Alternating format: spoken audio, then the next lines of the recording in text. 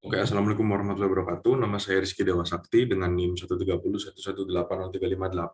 Pada kesempatan kali ini saya akan mempresentasikan tugas besar data mining saya ya. Oke. Jadi tugas besar data mining tahun ini mengangkat tema dari Data Mining Cup 2021.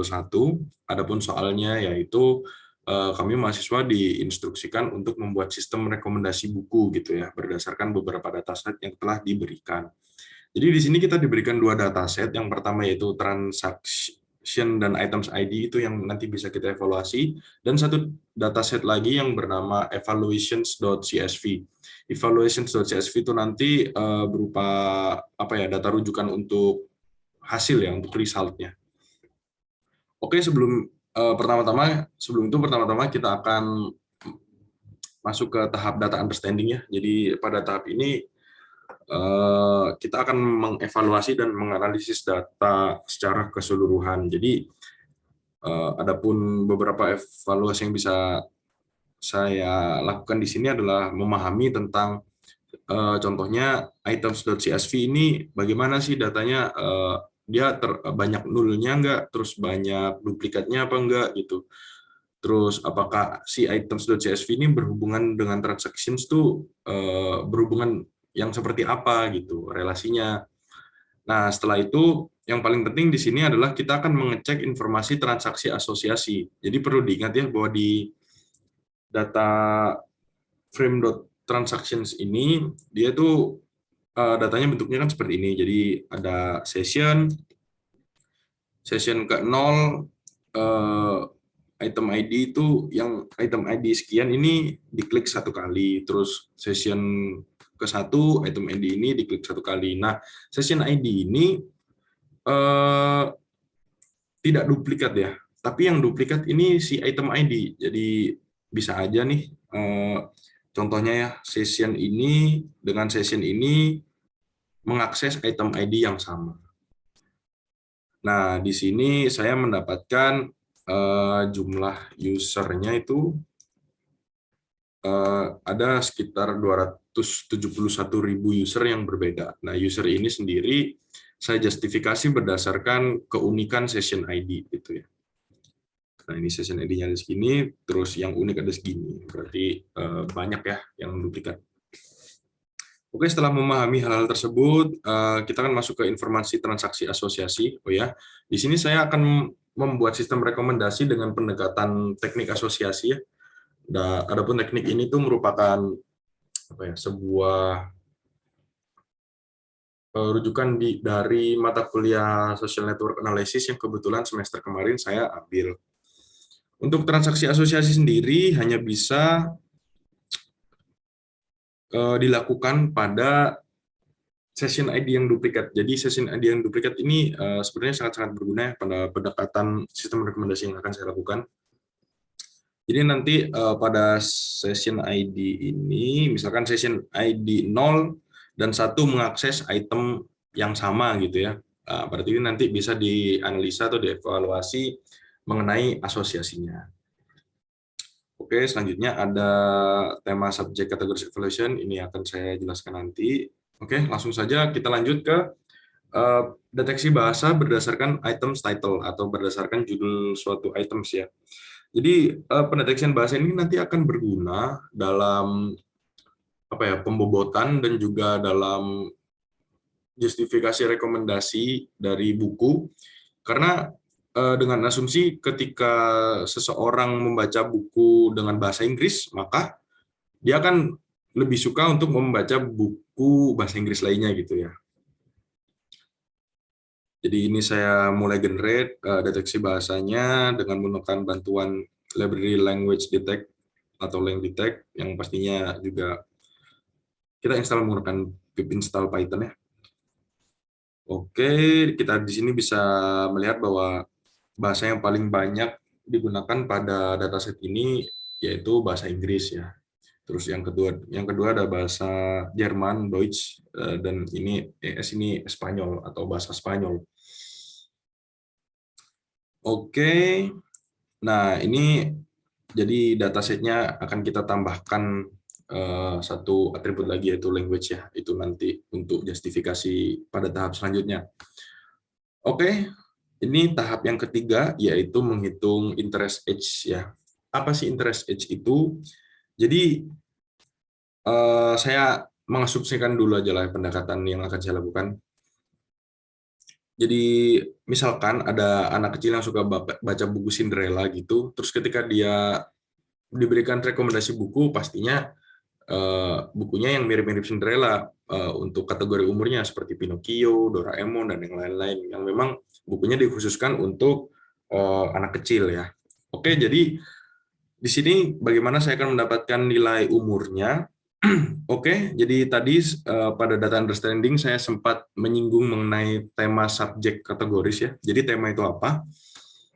Tema adalah skema kode subjek global baru yang dimaksudkan untuk memberikan standar internasional tentang bagaimana si penerbit itu mendeskripsikan konten buku. Jadi di sini tuh kalau kita lihat kan lumayan aneh kan, ini main topiknya apa, subtopiknya apa. Tapi kalau kita pahami di salah satu data yang kita peroleh dari soal DMC itu ya, ada yang PDF namanya features.pdf, itu menjelaskan lebih lanjut mengenai makna dari main topik dan subtopik ini sendiri.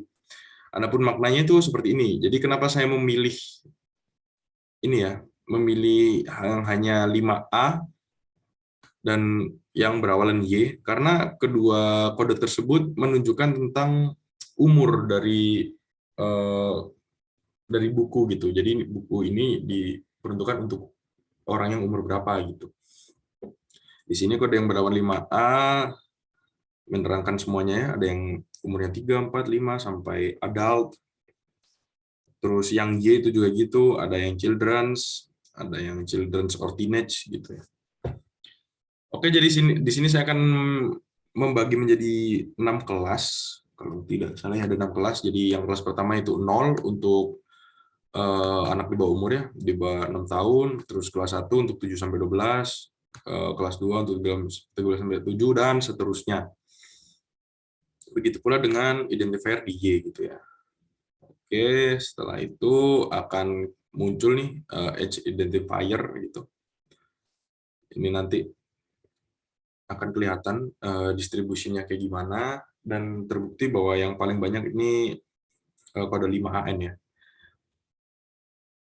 Oke, setelah itu kita merge dan kita lakukan beberapa pre-processing yang mudah berikutnya sampai akhirnya kita ekspor. Lanjut ke data pre-processing untuk transactions ID. Nah, pada dasarnya di sini saya mengevaluasi transactions.csv lebih lanjut ya, dan mendapati bahwa banyak item yang duplikat. Nah, caranya ini gimana? Saya tidak menghapus item yang duplikat, melainkan menggrouping agar datanya lebih indah gitu ya. Jadi misalkan ini untuk title 1906 ini ternyata didefinisikan punya 2 item ID gitu. Nah, caranya gimana? Ya kita ambil yang paling kecil aja gitu. Jadi ini pre-processing biasa, grouping dan cek duplikat, setelah itu lakukan merge, dan yang terakhir adalah export. Selanjutnya yang kelima adalah proses yang cukup penting ya pada tahapan sistem rekomendasi buku ini, yaitu membuat network transaksi dengan pendekatan social network analysis. Di sini saya menggunakan bantuan library Network X untuk membuat node, dan selanjutnya untuk membuat nilai edges-nya itu saya melakukan beberapa teknik. Yang pertama, kita akan menghitung skor dari judulnya menggunakan library BM25. Jadi itu nanti intinya yaitu menghitung nilai skor atribut judul yang dicari dan judul keseluruhan gitu. Itu nanti akan dinilai oleh library ini mirip atau tidak gitu. Semakin besar nilainya semakin mirip. Setelah itu di sini juga ada main topic ya.